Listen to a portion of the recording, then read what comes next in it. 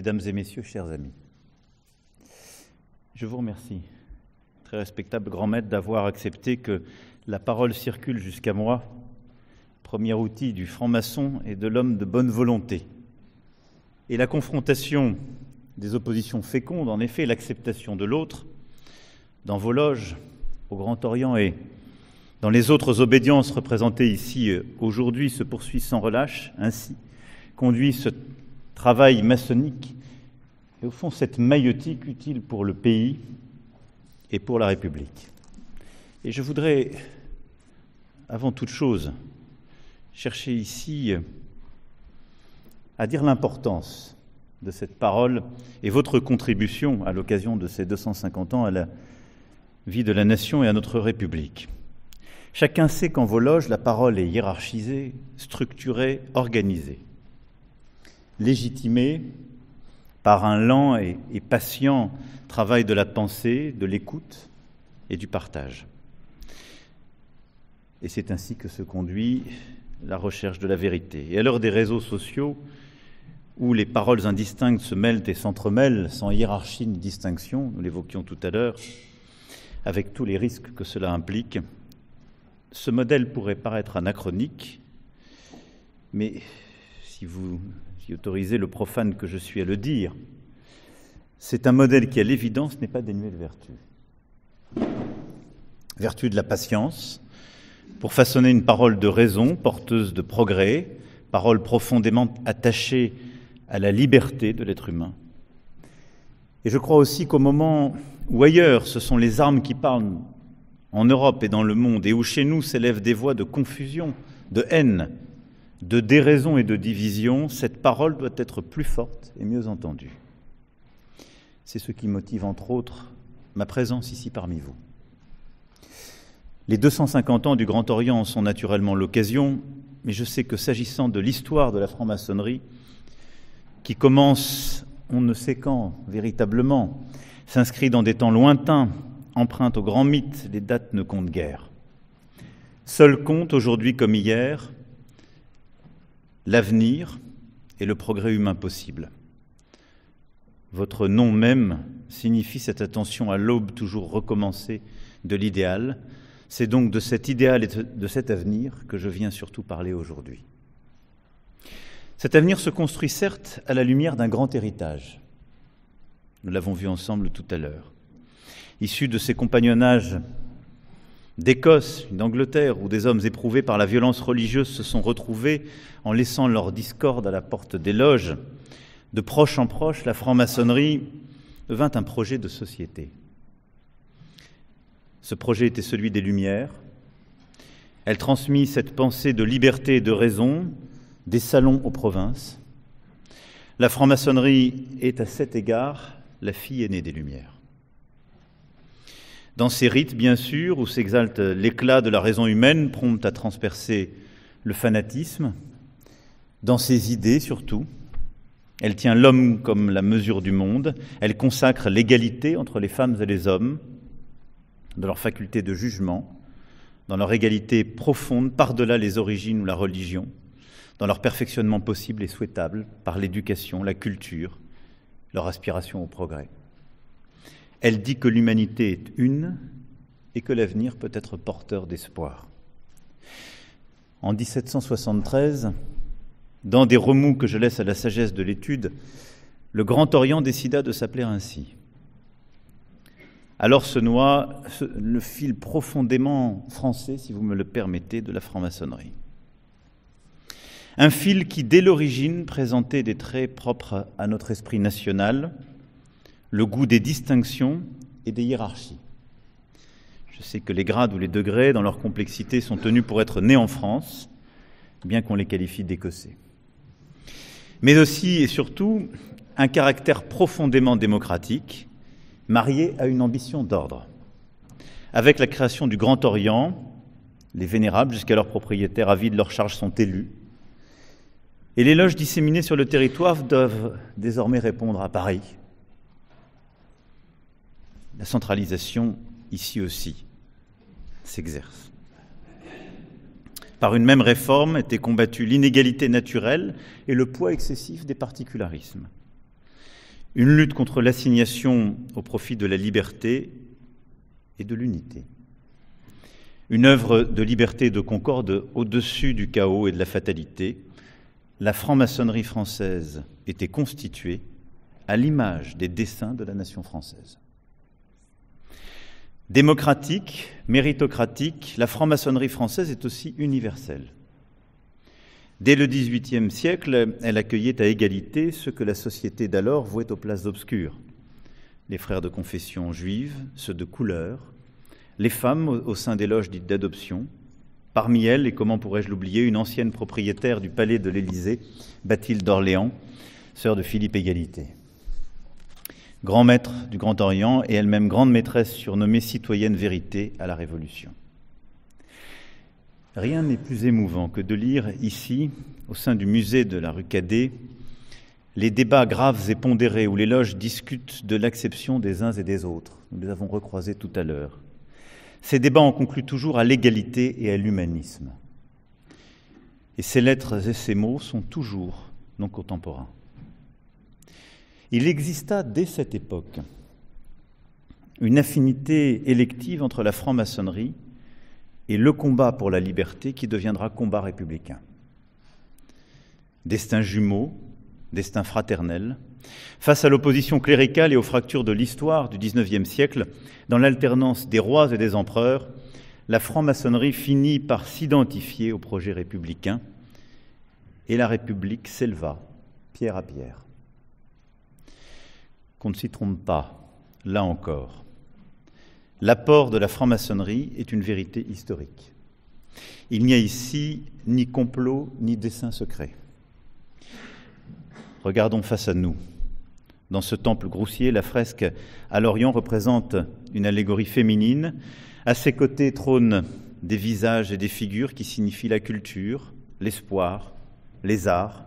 Tout dans ce décor paraît familier à tout citoyen, à tout Français.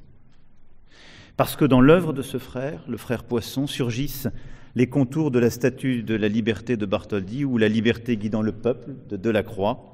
Surgit l'ombre de Marianne, surgissent ces mots de Victor Hugo, « République universelle, tu n'es encore que l'étincelle, demain tu seras le soleil ». Surgit tout notre imaginaire français et républicain.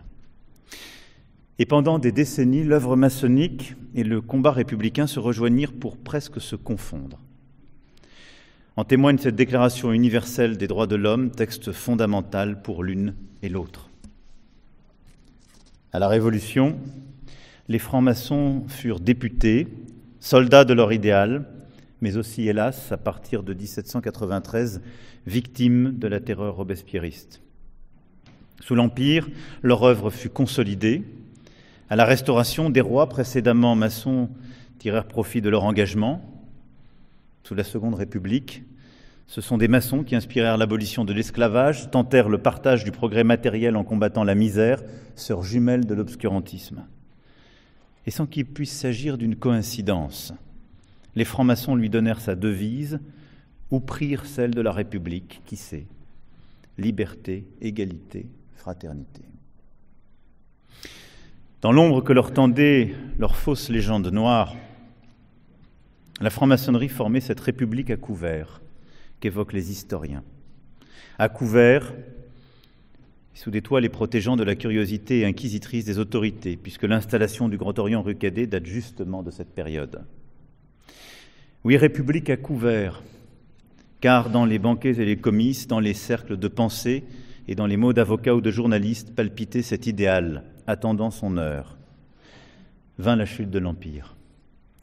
Vint le gouvernement provisoire de Léon Gambetta, le décret Crémieux, qui accorda enfin la citoyenneté aux Français juifs d'Algérie et permit leur émancipation républicaine. Je pourrais citer tant de noms du Grand Orient ou de la Grande Loge, mais nul besoin d'énumérer ici les pères fondateurs de notre République. Tous n'étaient pas maçons, mais tous en défendaient les valeurs. La franc-maçonnerie n'a pas fait à elle seule la République, mais la République sans elle ne se serait pas faite. La franc-maçonnerie fut l'atelier de la République, là où se poursuivait l'œuvre commencée dans le Temple. La franc-maçonnerie donna à la République ses premières forces vives, et à l'heure où le Parti républicain n'avait qu'une prise incertaine sur le pays, que la monarchie menaçait de revenir, les francs-maçons furent dans nos villages, dans nos petites patries, ces commis voyageurs de la République dont parlait Gambetta. Ils furent ces humbles militants pénétrés de l'idéal des Lumières, défendant la République face aux forces monarchistes comme face aux tenants de l'insurrection. La franc-maçonnerie donna à la République ses assises et son mouvement. Seule organisation civique d'importance face à l'Église, elle engendra presque à elle seule le parti radical, dont les membres tinrent debout les murs de cette maison neuve qu'était alors la République. Elle donna à la République non seulement cela, mais encore toute sa puissance spéculative, qui procédait de l'activité intellectuelle des frères. Les loges de la raison furent les forges de nos lois. Loi de liberté, avec la loi sur la liberté de la presse, loi autorisant les syndicats, loi de liberté d'association de 1901, loi de 1905 sur la séparation de l'Église et de l'État. Les lois de Jules Ferry sur notre école publique et laïque. Mais loi aussi pour l'égalité, la fraternité, le progrès humain, avec la réforme de l'assistance publique, la rédaction d'un premier code du travail confié à Arthur Groussier, futur grand maître, ou la création des premières mutuelles. Toutes ces lois, en écho du cri de justice, du cri contre la misère et l'oppression, contre la loi du plus fort élevée en loi naturelle, ce cri de Gavroche et ce cri de l'enfant de Vallès. Tant de lois furent ici et ailleurs initiées, imaginées, discutées. Grâce à elles, à travers elles, la République conquit les cœurs et les urnes. Malgré les tentatives factieuses, malgré un déchaînement d'antisémitisme qui prit Dreyfus pour victime et à travers lui l'esprit de la République comme cible. Puisque s'en prendre à un juif, c'est toujours aussi chercher à atteindre le projet politique qui le reconnaît libre et égal, qui le reconnaît comme tel. C'est toujours chercher à atteindre la République. En 1896, comme un symbole, Léon Bourgeois devint président du Conseil à la tête de ce qu'on appela le gouvernement des loges. Léon Bourgeois, à qui nous venons de rendre hommage, plaidait pour une société solidaire, car l'individu, disait-il, naissait débiteur d'une dette envers la société. Un citoyen né avec des droits inaliénables, mais aussi avec des devoirs. Devoir d'engagement et de solidarité, devoir de se rendre redevable envers la nation qui nous instruit et nous construit. Léon Bourgeois plaidait dès lors pour l'organisation rationnelle de cette solidarité afin de conjurer les injustices de destin. Quittant le gouvernement, il devint l'artisan de la Société des Nations, reçut le prix Nobel de la paix, car cette solidarité dans la nation existait pour lui à l'échelle du genre humain. La même dette envers les autres, ce même devoir d'être utile aux autres. Rien des hasards de la naissance ou de l'arbitraire du cours de la vie ne devait séparer entre eux les femmes et les hommes, ni les origines, ni les frontières, car une vie vaut une vie. En cela, Léon Bourgeois ne portait pas seulement un projet franc-maçon, il vouait ses forces à une ambition universelle et humaniste, d'affranchissement et de raison, de progrès et de paix, une ambition qui était alors profondément française et qui l'est toujours. Une vie vaut une vie. En 1899, vous le savez, au comble de l'affaire Dreyfus, fut érigée la statue de la République sur la place du même nom. L'un des témoins de cette liesse, de ce jour heureux de la nation, était Charles Péguy. Et décrivant la foule se massant sur les boulevards, il énumère dans le détail les guildes et les confréries, les syndicats d'ouvriers ou d'horlogers qui la composent. Et il note alors, je le cite, comme c'est beau, un nom qui désigne les hommes, les groupes, sans contestation, sans hésitation, par le travail quotidien. On sait ce que c'est au moins qu'un forgeron ou un charpentier. Je voudrais les citer tous car je ne sais comment choisir. Eh bien, dès ce triomphe de la République, il faut citer, avec les forgerons et les charpentiers, les maçons. Oui, à chaque fois que la République œuvra à l'amélioration de la condition matérielle et morale de l'humanité, la franc-maçonnerie française fut au rendez-vous. Les ennemis de la République ne s'y trompèrent pas. Le régime de Vichy bannit la franc-maçonnerie et spolia ses biens. Un film de propagande fut tourné, reproduisant le temple Corneloup. 500 francs-maçons furent assassinés en raison de leur appartenance, et tant d'autres moururent pour défendre la patrie des Lumières. Je pense à Jean Zay, ministre de l'Éducation nationale et des Beaux-Arts. Il fut dans notre histoire l'un de ceux qui bâtit une école de l'émancipation et de la liberté. Il bâtit cette école comme un rempart aux forces de la haine dont il fut lui-même le martyr. Il bâtit une école dont tous nous sommes les héritiers et dont nous devons tous être les gardiens. Après la guerre, la franc-maçonnerie poursuivit son œuvre, dans le silence et la pénombre, ou par tradition, par souvenir des persécutions aussi, elle se maintient. Et la cause des femmes doit beaucoup à leur œuvre. Je pense au combat mené pour l'interruption volontaire de grossesse, un combat où lutta de haute lutte Pierre Simon, de la Grande Loge de France. Je pense aussi au rôle éminent qu'y joua le sénateur Henri Caillavet, rapporteur de la loi de Simone Veil, comme son action fut déterminante en faveur d'autres causes, toujours au nom d'une société où les choix éclairés des individus sont permis et reconnus. Le combat pour la cause des femmes contient tous les enjeux qui nous réunissent aujourd'hui. L'obscurantisme à cet égard n'a pas disparu. Il revient, il renaît. C'est pourquoi j'ai souhaité l'inscription dans notre Constitution de la liberté pour les femmes de recourir à l'interruption volontaire de grossesse. Face à de grands périls, nous devons assurer le progrès et la permanence. Nous devons conserver ce que chaque époque a conquis de meilleur pour le transmettre. C'est, je le crois, le sens de toute aventure humaine, celui de toute aventure de pensée. C'est le sens même de la marche d'une nation. Et à travers ces combats, à la lumière d'aujourd'hui, ayant cherché de manière trop rapide à dire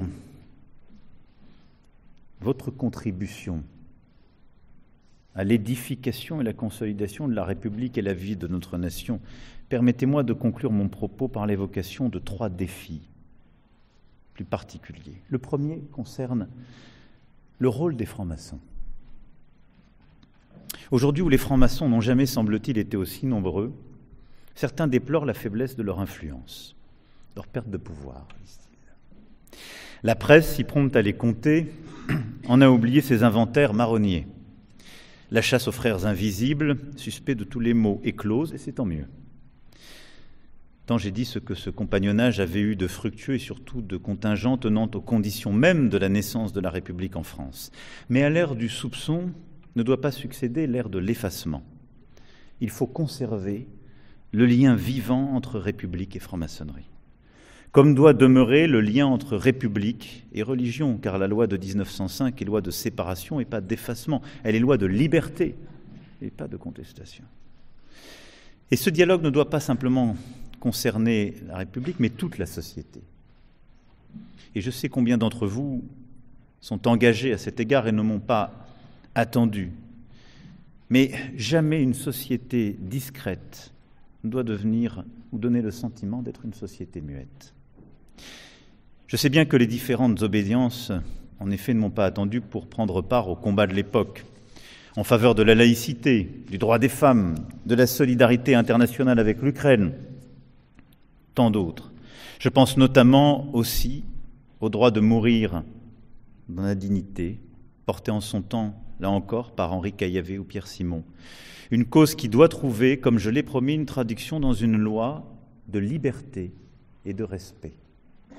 Et je vous remercie pour la contribution que vous avez produite, en lien avec le gouvernement, qui va nous permettre de faire cheminer dans les prochains mois ce texte.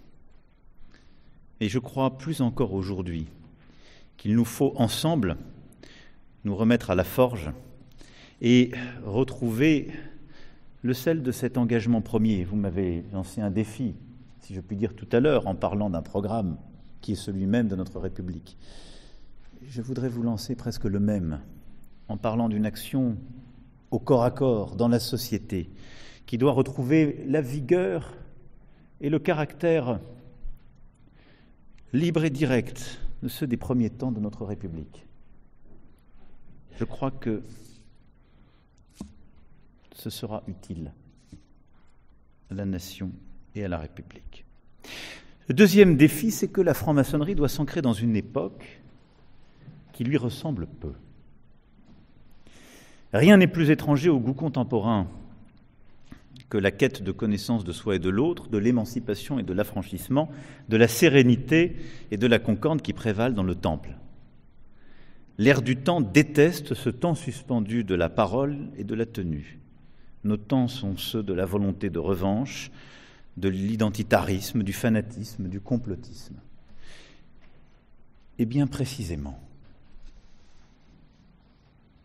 prenez ma présence parmi vous aujourd'hui et ces mots comme une invitation à demeurer intempestif. Ne cédez pas, car nous en avons besoin à ces modes du temps. Je pense qu'aujourd'hui, plus encore qu'hier, la maïeutique qui seule permet à la raison de triompher sur les émotions, le temps suspendu qui seul permet à une société de sortir de la solitude et du fracas des paroles dans laquelle nous sommes plongés aujourd'hui, ce rôle est plus que jamais utile.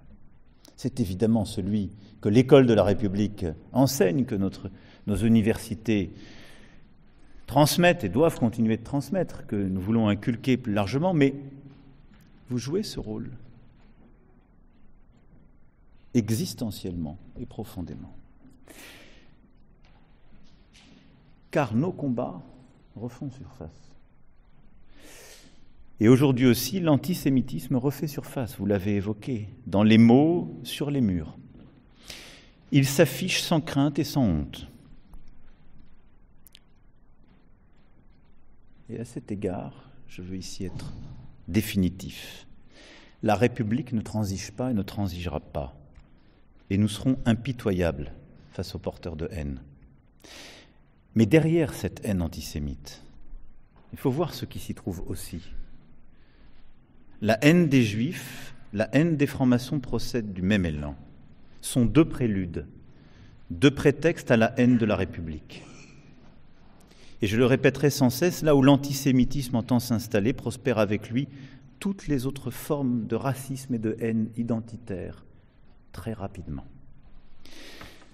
Et veillons à toutes les confusions. Dans une époque où les uns préfèrent rester ambigus sur la question de l'antisémitisme, par souci de flatter de nouveaux communautarismes, et les autres prétendent soutenir nos compatriotes de confession juive en confondant le rejet des musulmans et le soutien des juifs, en refusant cela même de condamner clairement leur position passée et tous les mots définitifs d'hier. Il n'y a pas de lutte véritable contre l'antisémitisme sans un réel universalisme qui voit dans chaque citoyen un être de droit et de devoir appartenant pleinement, totalement à la République et la nation. Et nous savons, vous savez, que les francs-maçons en seront, comme d'autres, des cibles évidentes. Dans cette époque en proie à la déraison, votre parole de raison a une place essentielle. Alors que les séparatismes et les fanatismes tentent de fissurer la nation, visant au chaos, au mépris parfois de leurs engagements passés ici même, il nous faut à nouveau pouvoir compter sur des soldats de l'idéal, prompts à rassembler ce qui est épars. Il nous faut restaurer l'autorité, la civilité, l'harmonie. Et ce n'est pas un combat que la République peut mener seule. Ce combat pour l'unité est à reconquérir et à reprendre chaque jour. Par la démonstration en parole et en acte, par cette capacité à renouer le fil de la parole, à sortir des différences, des assignations à résidence, dans lesquelles une époque qui n'est soumise qu'aux émotions et à la solitude, immanquablement renfermera les uns et les autres. La réponse, vous le voyez, n'est dans aucun communautarisme. Elle est dans cet universalisme qui suppose cette maïeutique. Le troisième défi, enfin, est que la grande idée de la franc-maçonnerie, celle de l'homme et du progrès, court un grand péril. Nous avons vécu en imaginant que la sombre prophétie de Michel Foucault sur la modernité, cette idée de l'homme qui s'effacerait comme à la limite de la mer, s'efface un visage de sable, que cette idée était excessive. En sommes-nous toujours si sûrs ? Aujourd'hui, le risque existe de l'asservissement de l'homme par l'écran, de l'esprit humain par ses répliques artificielles, des peuples libres par de nouvelles forces totalitaires, des opinions éclairées par de puissants mouvements de haine, de notre civilisation industrielle par ses propres excès. Il existe une crise profonde et structurelle, une crise de l'esprit et de l'espoir humaniste face aux grandes bascules technologiques, géopolitiques et climatiques. Je crois qu'il faut justement, dans cette période, renouer le fil d'un humanisme français et européen qui tienne ensemble la liberté, l'égalité et la fraternité, qui conjugue progrès et écologie, progrès et régulation du numérique, progrès et réinvention démocratique, progrès et justice sociale. Un projet dont vous façonnez la forme dans vos cercles depuis 250 ans. Celui qui fait l'homme libre, en déliant les chaînes qui tiennent sa raison, les chaînes de l'assignation identitaire, les chaînes des intérêts sociaux, les chaînes des malheurs privés et de la pauvreté, les chaînes des dogmes et des asservissements politiques, les chaînes des fatalités et des événements. Ce sont ces chaînes qu'il faut briser. Et d'autres liens, ceux noués au sein de l'école, de la nation, d'une société apportant le progrès réel et l'élévation sociale, d'un monde fondé sur les règles et le droit, qu'il faut au contraire faire vivre. Mesdames et messieurs, aussi longtemps que la franc-maçonnerie sera au travail, la République sera en éveil. J'ai tâché ici de redire vos mérites, votre histoire et votre haute contribution à la France et à notre République, mais aussi de dire quelques-uns de nos défis communs qui supposent de reprendre la bataille des idées et de défendre avec force, audace, les méthodes et les principes qui sont les vôtres. Conservons ce lien séculaire, sans embarras et sans excès, dans le plein respect de nos valeurs respectives, sans les confondre, mais en joignant leurs forces. Si je puis me permettre, j'ai dit. Vive la République et vive la France.